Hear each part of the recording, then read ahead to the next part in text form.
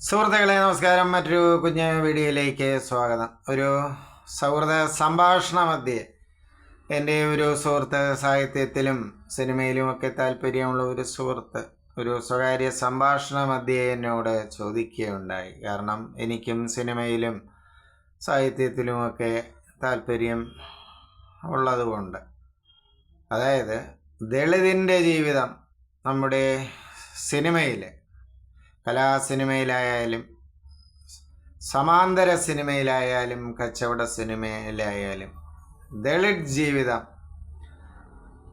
ഒരു സംവിധായകനും എഴുത്തുകാരനും വിശകലനം ചെയ്യാൻ താല്പര്യപ്പെടുന്നില്ല എന്ന് പുള്ളി അഭിപ്രായപ്പെടുകയുണ്ടായി.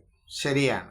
നമ്മുടെ ആർട്ട് സിനിമാ സംവിധായകരും, മലയാളത്തിലെ പ്രശസ്ത ആർട്ട് സിനിമാ സംവിധായകരാവട്ടെ, സമാന്തര സിനിമാക്കാരാവട്ടെ, പ്രത്യേകിച്ച് കച്ചവട സിനിമാ സംവിധായകരാവട്ടെ, ദളിത് ജീവിതം വിശകലനം ചെയ്യാൻ ആകുന്നില്ല തന്നെ. ഇവരിൽ എണ്ണാവുന്ന അല്ലെങ്കിൽ ഒറ്റപ്പെട്ട സംരംഭങ്ങൾ ഉണ്ടായിട്ടുണ്ടാവാം, ഇല്ല എന്നല്ല.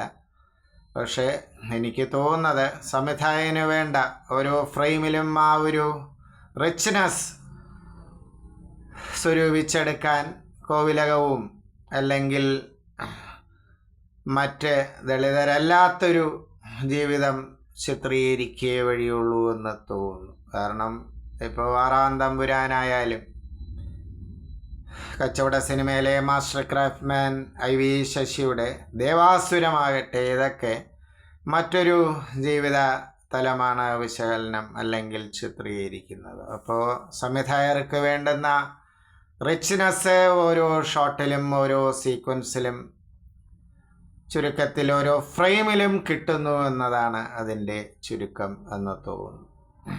നിങ്ങളുടെ അഭിപ്രായം രേഖപ്പെടുത്തുക സുഹൃത്തുക്കളെ. ഞങ്ങളുടെ സൗഹൃദ സംഭാഷണ മധ്യേ വന്നൊരു ചിന്തയാണിത്. നന്ദി, നമസ്കാരം.